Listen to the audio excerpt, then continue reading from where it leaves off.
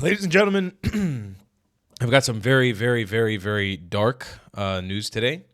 Many of you guys have probably heard this, but this is going to be a little recap rundown for all of us to figure out exactly what happened. As things are still being pieced together, there was a terrible shooting, stabbing attack, and car ramming attack, and then attempted bombing attack at a Manchester synagogue yesterday on the holiest day of the Jewish year, Yom Kippur, which, of course, like I've said before, our Arab oppressors, our Muslim oppressors who like to abuse us and have been doing so for about 1,000 years, like to always take advantage of our holiest holiday where we fast and we are at our weakest to attack us, and yet they still can never seem to actually get the job done, which is their goal of ethnically cleansing the Jews. So we're having this first clip here. Rabbi Daniel Walker seen comforting a tall lad after this horrific Islamist terror attack on a synagogue in Manchester. It's been reported the rabbi managed to hold the shul door shut, preventing the terrorists from entering. What all the Jews here fear most has come to pass not far away. The Manchester Jewish community has many Irish expat members. So here's the clip. I guess this is probably right after. For those of you guys who don't know, the Manchester Jewish community is relatively small. It's very old. It's very relatively small. And it has been dealing with this massive rise. I know many Jews from Manchester. And it's been dealing with this massive rise in anti-Semitism and Jew hatred because of this influx of unfettered Islamic immigration to the UK, specifically settling around the city of Manchester, that has just really put a lot of pressure on this Jewish community that's been there for a very long time. It's unfair. It's not equal. And the UK seems to disregard the lives of British Jews completely. Like, they give zero fucks about the Jews in London. They give zero fucks about Jews in Manchester and Liverpool. Anywhere across the UK, they just do not care. Or across England, they do not care what happens and what their fate ends up being.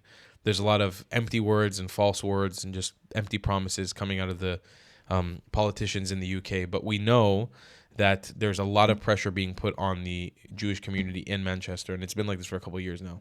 2 Jewish people were murdered today in Manchester on Yom Kippur, the holiest day in the Jewish calendar. And this is what's happening at Liverpool Street Station in London. Are you surprised? A pro-Palestine rally, and they're all cheering. It's a disgrace. This is what happens when you allow anti-Semitism to be rife in our country. Is anyone surprised? Is anyone at all surprised that this is the state of the UK? We've seen people getting arrested at home for sharing videos or liking a post that says, "We hate Hamas," or "Hamas is a terrorist group." Are we surprised? Is anyone surprised? So this is coming from Apostate Prophet, friend of the show. We love him very much. Confirmed, the terrorist who murdered Jews at the synagogue in Manchester is a Syrian Muslim named Jihad al-Shami. Al-Shami literally means of the Syrian area, or what ancient Syria used to be. Al-Sham, Bilad al-Sham. So we have Jihad al-Shami. I mean, with a name like that, there's nothing more fitting than to do a terrorist attack on a Jewish community. A jihadi named Jihad, you don't say. I know some nice people named Jihad, but British counterterrorism believe they have revealed the identity of the man that believed is responsible for a deadly attack on the synagogue in Manchester, while 3 people have been arrested. From Sky News. Just horrific. It's just absolutely horrific. And again, there's always specifically one type of person behind these attacks. And this is from BBC. During its reporting of the terror attack against the synagogue in Manchester, the BBC tried to blame the far right for what happened. It's not far right that has been going around Europe committing car rammings and stabbing attacks. Fine, in my opinion, if you want to blame the far right, no problem. But you have to blame the Muslim far right. And then you have to deport them from your country.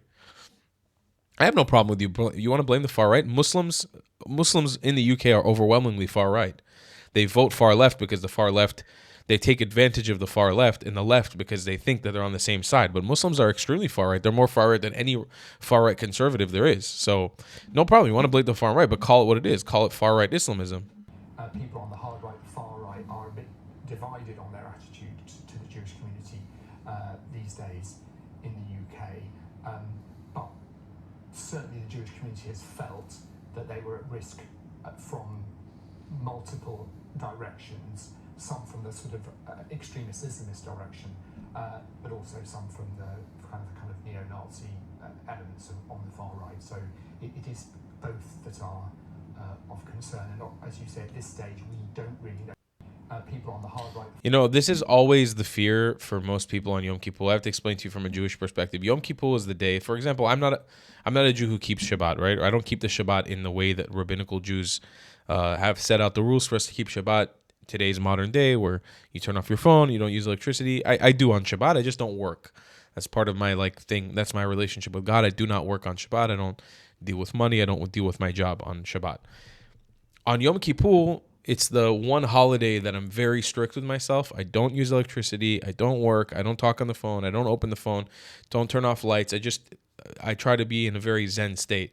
Now, I've stopped going to synagogues recently in Yom Kippur, not because of fear, but because of just I've personally been getting a better connection at home.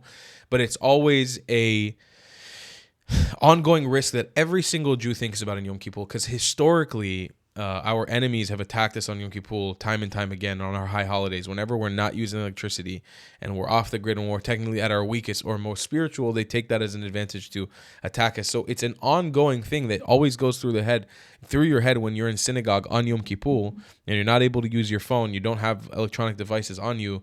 You may not be ready to grab a gun or protect yourself because you're in a different mindset. That on Yom Kippur something like this will happen. And unfortunately for the Jews of Manchester, this is a fear that came alive that day. So this is apparently in Manchester City Center immediately after the attack on the Jewish community. This is what happened. Now tell me real quick, UK citizens, do you think, let's do a real quick question.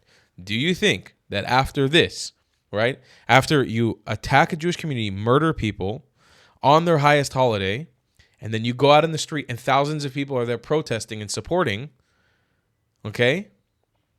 Do you think this will happen again or it won't happen again? Do you think that terrorist who was taken into custody shot, I'm not sure if he was been killed, do you think this is going to inspire other jihadists in the UK or not, considering they get a full-blown protest right after? What do you think? I think there might be a lot more of this.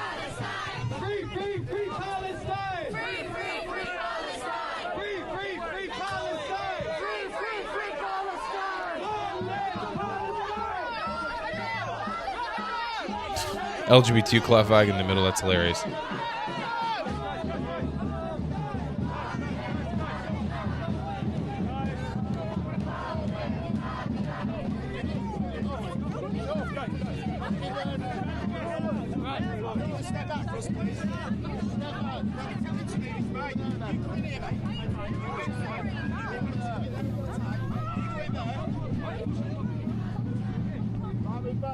Listen, guys, I'm all about freedom of speech, freedom of protest, but it really seems like these pro-Palestine protests are doing a number on society. They need to be quelled.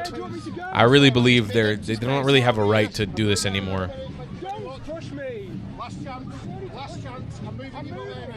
These should be shut down. I don't think they have a leg to stand on anymore. Especially when you put one on right after two people have been stabbed to death or shot to death. Or stabbed to death in a synagogue on their holiest holiday. I don't really think there's much of a leg to stand on anymore to say that we could tolerate these in Western society. If they want to go do them in Saudi Arabia, if they want to go do them in Qatar, if they want to go do them in the UAE, which they're not allowed to, if they want to go they should try them there, try to do it in Lebanon, try to do it in Egypt, try to do it in Jordan, we're all for it. But maybe they shouldn't be able to do this in Manchester and London anymore. Just because, freedom of speech is great and all, but it's starting to turn into harassment. And when you're doing it after killing people, right, you've just freshly killed people, for Palestine, which is totally going to free Palestine, you lose the right to be able to do this in the West, in my humble opinion. Zionism is a crime. Shut it down for Palestine. This is tonight, hours after the terrorist attack.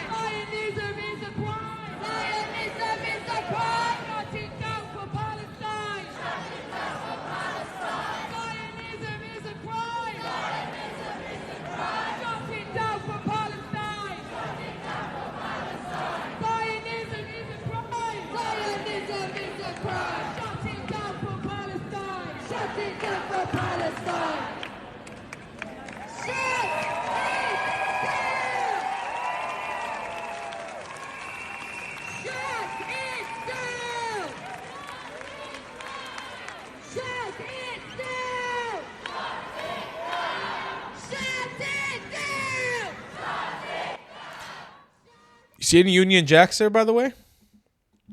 See the English flags?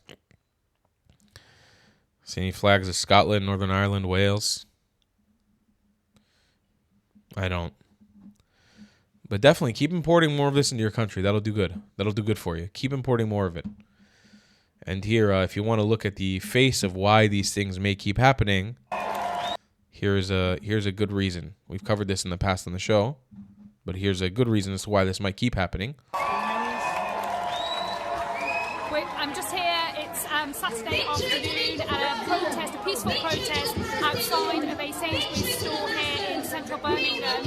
And it's 3:30 and the store has actually just shut as a result of the peaceful protest. That's about 4.5 hours worth of business that Sainsbury's is losing for supporting goods from the Israeli settlements which are illegal under international law. So we're calling on Sainsbury's and all other stores to trade settlement goods that they stop doing so that they do not support people who have broken international law.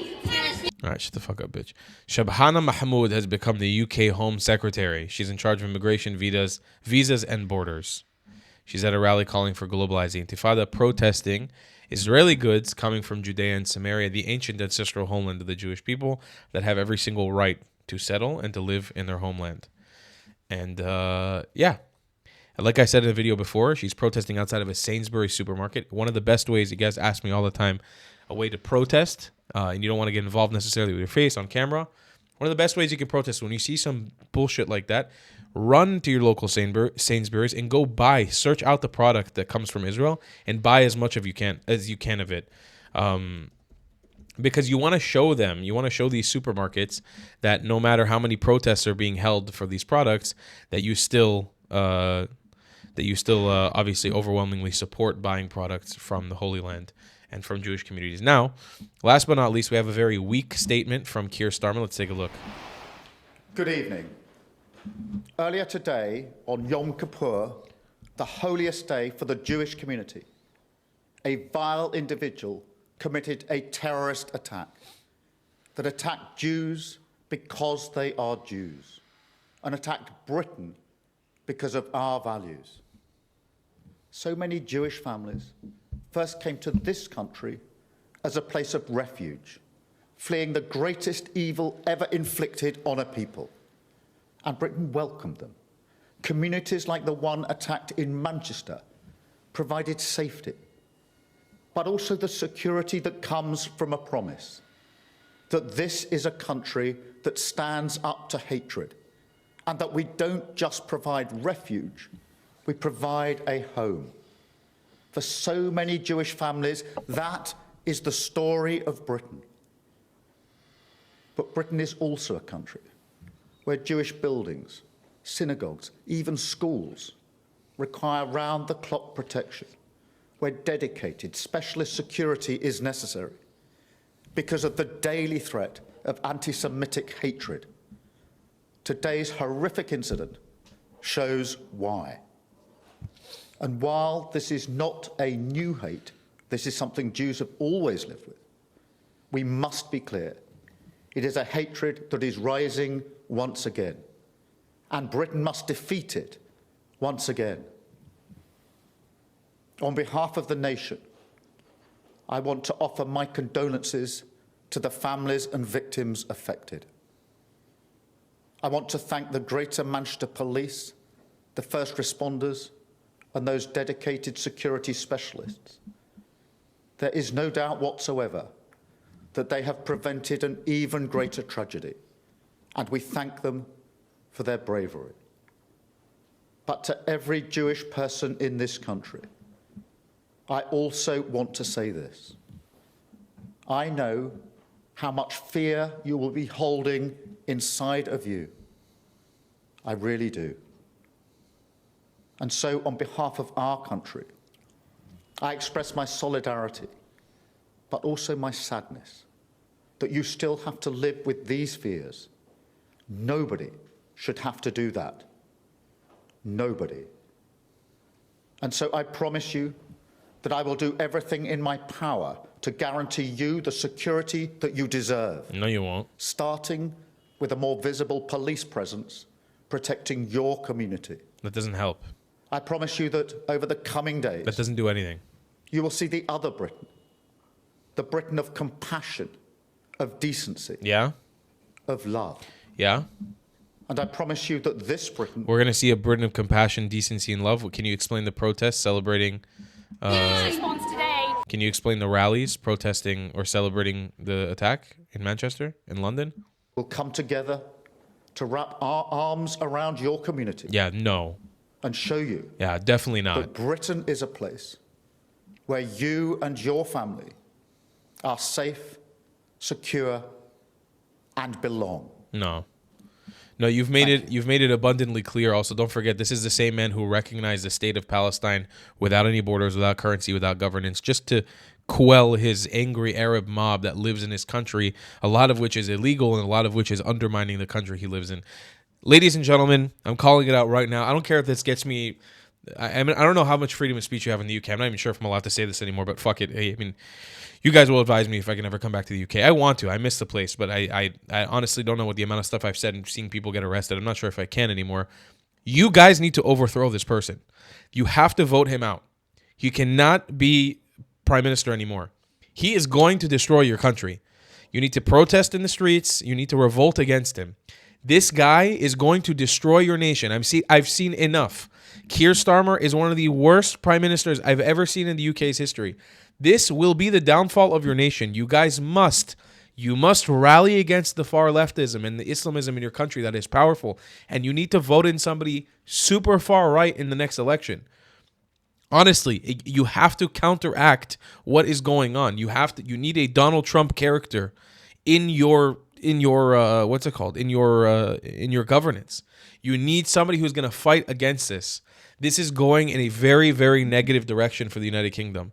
And what I hear from his speech is more emptiness, is more nothingness, is more bullshit. That's all I see. That's all I hear. Nothing is going to change for the citizens of the UK. Nothing is going to change. It's only going to change. It's only going to change when you guys, the citizens of the United Kingdom, stand up and do something. If you don't do something, nobody will help you. Guys, I will see you in the next one. No merch commercial for this show. I love you guys a long time. Goodbye, Klutz.